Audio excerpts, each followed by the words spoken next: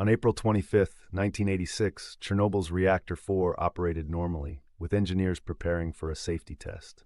The plant, a symbol of Soviet technological pride, hummed with routine activity. Workers followed standard procedures, unaware of the impending catastrophe. This test, intended to simulate a power outage, would expose critical design flaws in the RBMK reactor. The control room, filled with analog dials and Soviet-era equipment, reflected the era's industrial aesthetic. The night shift's calm masked the chain reaction about to unfold. At 1:23 a.m., the safety test commenced, aiming to assess the reactor's ability to sustain cooling during a power loss. Engineers disabled safety systems, violating protocols. The RBMK reactor's design flaws, unstable at low power, were ignored. Power levels plummeted, then spiked uncontrollably. Control rods, meant to stabilize the reaction, instead intensified it due to graphite tips.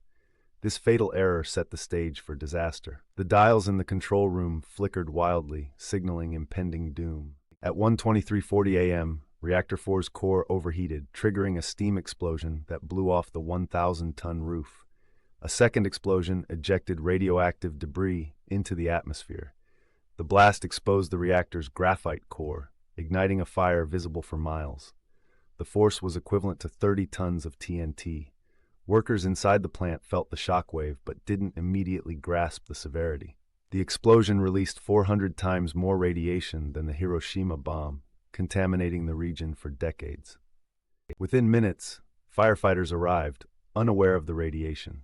They battled the blaze without protective gear, inhaling lethal doses. The graphite blocks scattered around the site, glowing from nuclear fission, emitted 15,000 roentgens per hour, enough to kill within minutes. Many first responders suffered acute radiation sickness, with symptoms like vomiting and skin burns. Their heroism saved countless lives, but came at a horrific personal cost. By dawn, the fire was contained, but the fallout had only begun. On April 27, 36 hours post-explosion, Pripyat's 49,000 residents were evacuated. Children played outside, unknowingly absorbing radiation. Buses lined the streets as families boarded with only essentials. The city, now a ghost town, had radiation levels 60,000 times normal. The evacuation zone eventually expanded to 30 kilometers.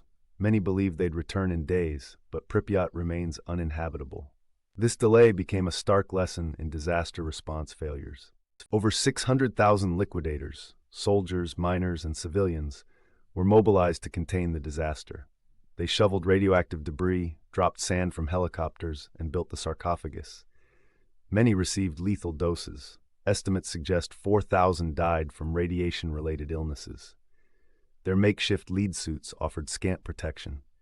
The liquidation effort cost $18 billion and symbolized both Soviet resilience and systemic neglect.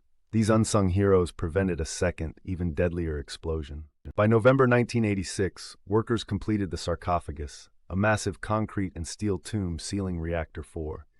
Built under extreme radiation, it required 400,000 cubic meters of concrete. The structure was meant to last 30 years but began deteriorating within a decade.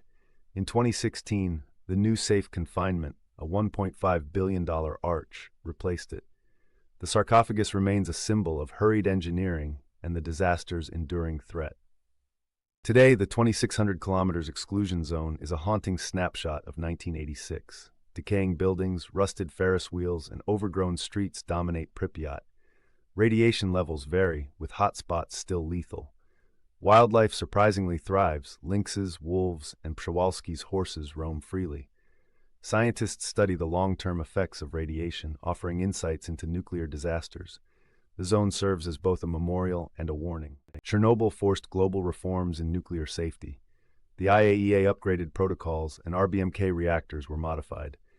The disaster hastened the USSR's collapse, exposing systemic failures. Memorials honor victims, while documentaries in HBO's series revived public interest. Chernobyl remains a cautionary tale about human hubris and the cost of secrecy. Its legacy endures in every nuclear plant's safety drills and the exclusion zone's silent warnings.